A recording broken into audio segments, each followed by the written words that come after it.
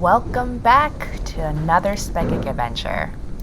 Yes, we are going to Japan. We are flying Zip Air. Zip Air is a budget airline that goes from different countries into Tokyo. So we are flying directly out from San Jose. This is our first time flying with Zip Air. And there will be a video coming out later at the end of the Japan vlogs, kind of reviewing how the Zip Air experience was. We are boarding the Shinkansen headed for Kyoto. At this point, it's like a full 11 hours of traveling by flight already, and we are still needing to do another 2.5 hours by train to get to our hotel. Oh my god, what is that? It looks like some sort of bowling pin shaped businessman balloon. So we were in a hurry to actually pick up food because we were on a tight schedule to catch the train. So these are the two things that we got. To be honest, it wasn't that good.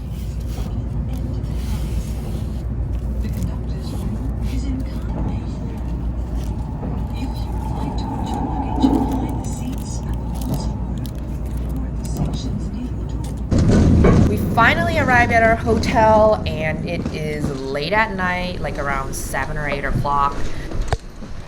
This is Oriental Hotel Kyoto.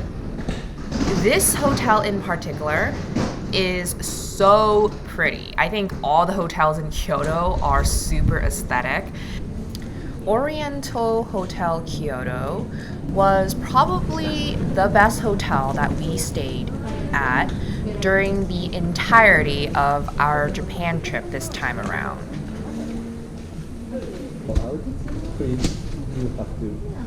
At the check-in counter, the guy was super nice. Obviously, he spoke Japanese mainly, but he tried to be super accommodating and speak to me in English. On the 2 floor and 223. Okay. So after I received my key, Tommy and I headed directly for our room. Vibe. It's really nice. Found it. Here is our hotel tour. So in most of the hotels in Japan, there is a slot where you insert your key, and that usually powers up the entire room. There's a microwave down there and a safe to store your belongings. This is the front doorway where you would put your outdoor shoes there and exchange them for slippers. Very narrow sort of hallway. Hi, Tommy. And let's take a look at the bathroom.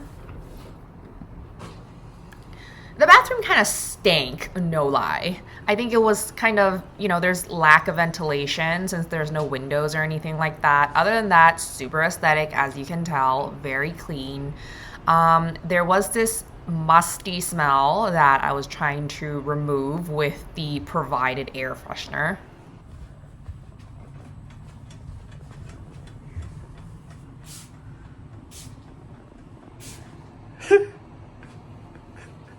It smells better?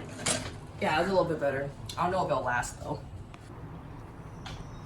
Moving back into the actual room. Here is the bed, which occupies like 4/5 of the entire real estate space. At the corner, there's a couch. You can see we have like a few luggages, and we're gonna have to figure out a solution for that because it's gonna take up a lot of space. There's a little dehumidifier here, and the TV, which we never used. It's faced in a really awkward position because the bed is over here and the TV's in the corner, but the couch is not facing the TV, so how do you even watch it? There's an outlet here with USB, plugins, the lights, And there is the blinds here. I'm curious to see. Oh, yep, there is actually a window behind it. It's quite dark, so you guys can't see, but it actually looks out. So functional window. Look at this cute picture of this like house on a Kyoto street. There were so many of this type of architecture all throughout Kyoto. We're starting off our first official day in Kyoto with an obanzai breakfast. It's at this place called Kyosaimi-nomura, and they are known for their seasonal veggie dishes. The ordering process is really cool because you just pay at the ticket counter, and then you get to pick 6 of 12 veggie dishes you want to try. Tommy and I got different main entrees. I just got the normal white rice. The one he got was kind of like a rice gruel, and it was really good. Do you get something similar to or not? I think so. After a full stomach, we are headed to Arashiyama Bamboo Grove. Yes, total tourist destination, but you know, we're in Kyoto, we gotta go see it. So this is our actual first time taking a bus in Japan, and it's actually pretty simple to navigate, and let me tell you how to read a bus map. So once you found the correct bus stop, assuming that you know how to find a bus stop, if not, use Google Maps, okay? Then when you get to the right bus stop, you'll sometimes see a board that displays, the different bus numbers as well as where they're headed, right? The blue boxes usually show like a number, and that's where you want to go find your bus number. On the far right-hand side, you'll see 3 slots, right? There's a 1, 2, and 3, and sometimes you'll see a little bus icon or whatever icon that they'll use.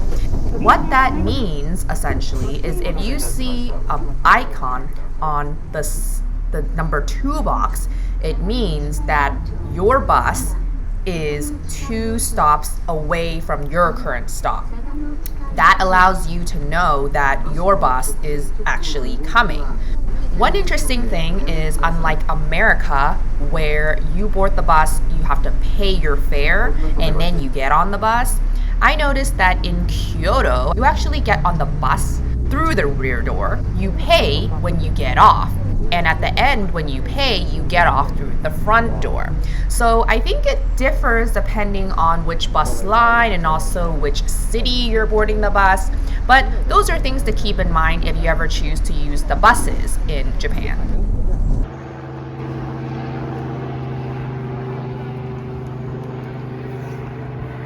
You're asking me, is there anything else aside from bamboos that you're going to show us, Tiffany?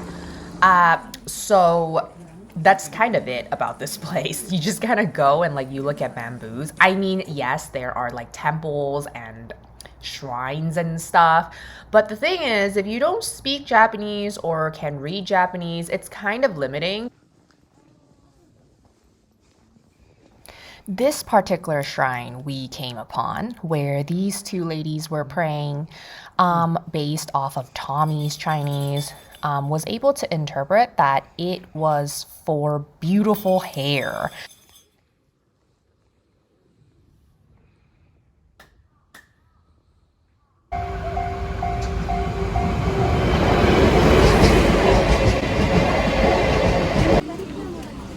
Right below, there are actually lines of shops and food stalls where you can eat. Here is what we got. So I don't feel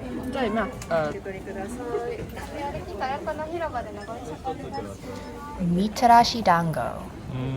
It's good. Strawberry crepe cake. What do you have? A sticker? gave me a free sticker. Oh, nice.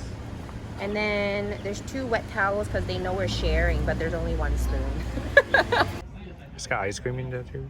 Yeah, there's a strawberry right here. And then there's ice cream inside. Warabi mochi, one of my favorites. We also got this. And also this one. Which is that? Green tea cake on a stick. It was okay. And pudding. Aside from ready-to-eat foods, I was also able to find lots of different types of souvenirs to bring back home. I spent lots of time roaming around and, finding things to buy, which I didn't need to make that much of an effort because there were just so many to be offered.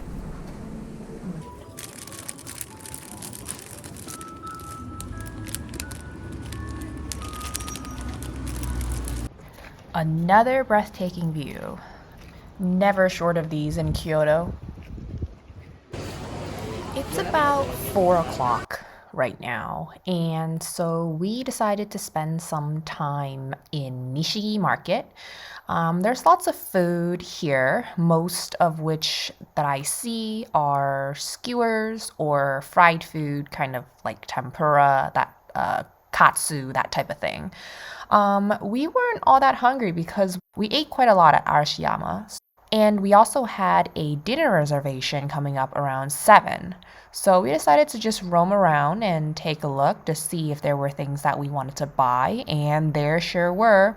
There were lots of people roaming about, so at times it could get a little bit claustrophobic. It's dinner time! So we are eating at this place called Hiro Beef Kyoto. And it was supposed to be this branch in Pontocho, which is like next to a river. And it was supposed to be like a whole ass mood, okay? But what happened was I ended up putting the wrong address because it turned out there were actually two branches within Kyoto with the same name, like same business, but just different branches. But it's all good because we still had a really good time. The food was still really good, so I ain't complaining. We shared it between 3 people, and overall, I think the quantity and quality of food that we got was really good. I think we paid roughly $30 to $40 per person, and we got a lot of meat. If you haven't been, I would highly suggest that you visit Fushimi Inari Taishi Shrine at night because the scenery is unlike anything you could probably see in the morning. All of the lights within the shrine come on. So you're seeing it all lit up in the dark night sky, and it's just so pretty that way. During the day, you could walk as far up the mountain as you want, but obviously at night, things start getting a little bit sketchy because it was so dark, you couldn't see anything, and it was dead quiet. As we got further in, I think it was like the 3rd gate, there were these signs that mentioned about aggressive monkeys that could potentially attack you. Now, I wasn't really afraid of like ghosts or like supernatural, which I probably should have been, but I wasn't. I was more afraid of these aggressive monkeys that they were mentioning. Like, what if they just jumped out and started attacking us? Like, who could we run to for help? Because there was literally nobody there. So once we reached about the 3rd gate and we started seeing these signs and there were nobody around, we kind of turned backwards and walked back down. But hey, if you're the adventurous type, let me know if you've made it all the way up to the top during the night.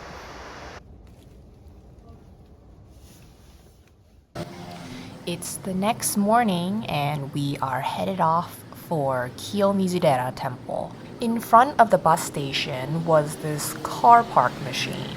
As Americans, we never see these things before, so this lady was standing there just, getting her car, and she was wondering why we were filming something so trivial.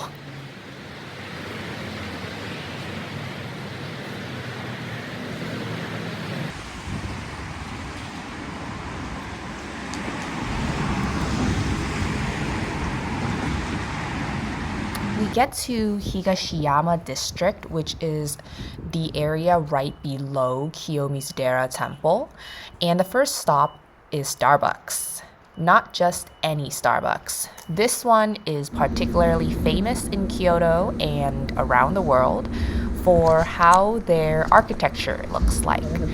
It's embedded inside this really old building. During the season that we went, they were actually serving a lot of cherry blossom flavored products, some in the form of drinks and some in the form of pastries, which was what we ordered. Do you think this is a good idea to get this? Get it.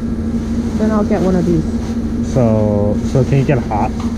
No, this is cold. It's a frappuccino. Cold. You can come back later, I guess. Or There's gonna be a lot of people. Just get this one. Yeah. So you want to do a grande, and then I'll do like a small one. Yeah. For do the spring latte then. Ooh.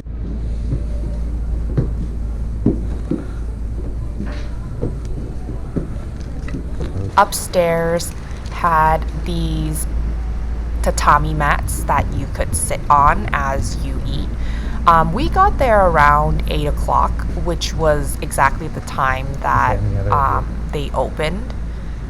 But there were already plenty of people sitting upstairs, and we were barely able to secure a seat. So if you were coming here, I would highly suggest that you come as early as possible.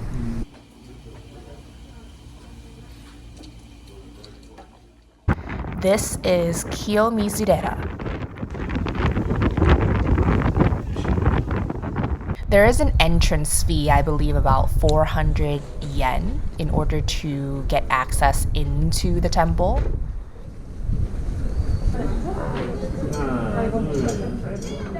They had this kind of challenge here where you're trying to like lift up 3 different objects with various weights. The one in the middle is obviously super heavy.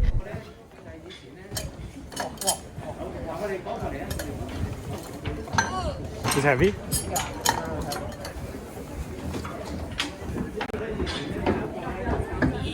Ah, so strong.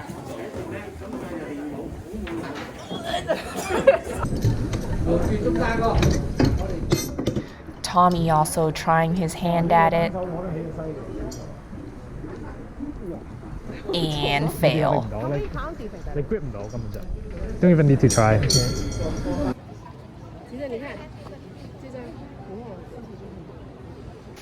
This is how they disinfect the ladle that everybody uses, the Ottawa waterfall. It's where you use the ladle to get the water. You could wash your hands, you can drink from it. I saw people drink from it, but I'm good. And after that, we walked back down to Higashiyama district. We spent hours here. The later it got, the more people built up, obviously, so I would suggest you hit the temple first before you go do your shopping. It was like a summary of certain scenes, right? Oh, it's like a 10 minutes like summary of the whole movie, or? No, it was like. There's a Gliebe store here, which was super cute. As you can see, I'm picking out a few things already.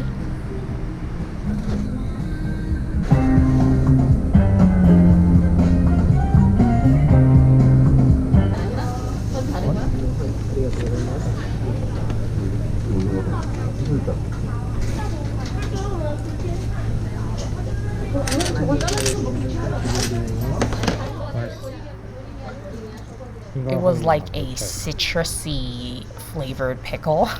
Very interesting. Pretty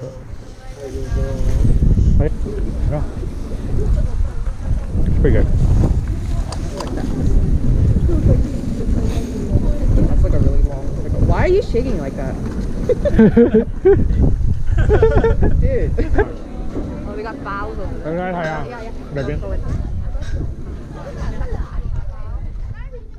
As you can see, there are lines and lines of stores, so take your time to look around. I would say if you're here to visit the temple as well as the stores, give yourself like 3 hours minimum.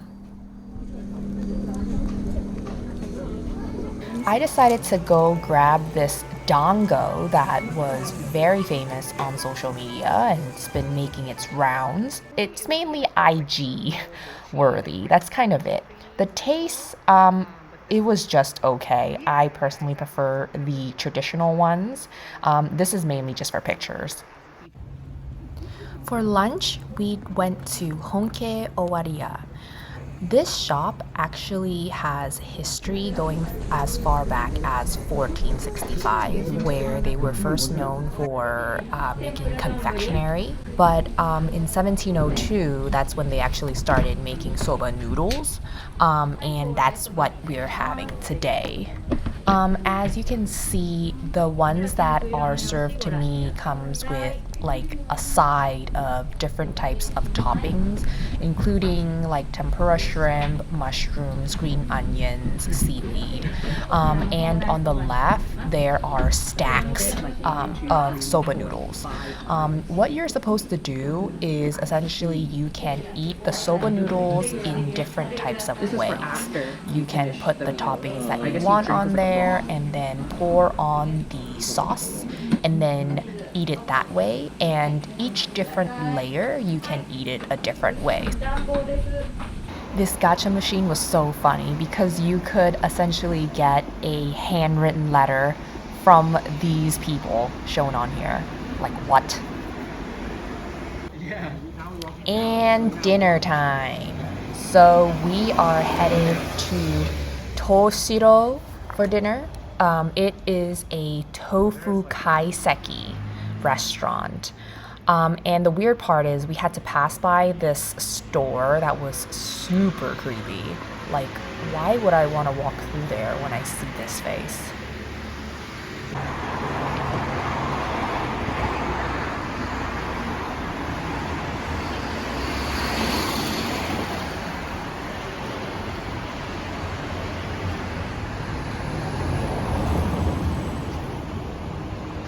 This was a multi-course tofu-style dinner, and what that meant was they would serve us multiple courses of different types of food. So you would have a few appetizers, a few entree courses, dessert, things like that, you know, standard multi-course meal. But the thing is, every single course would have some sort of tofu integrated into it, whether the tofu was the main item on the dish or whether that be the tofu on the side accompanying the main ingredient. So it was super interesting. The course took us roughly about an hour and a half. There were 2 different sets of courses you could choose. We decided to choose the smaller one since we weren't all that hungry. The table next to us chose the larger course. The larger course took about 2 whole hours to complete and obviously had a few more dishes. Dinner at Toshiro costed roughly about $60 per person.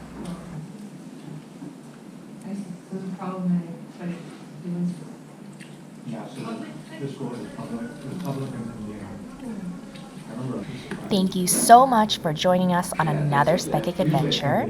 These are the first of few of our Japan vlogs. So stay tuned for more. See you next time.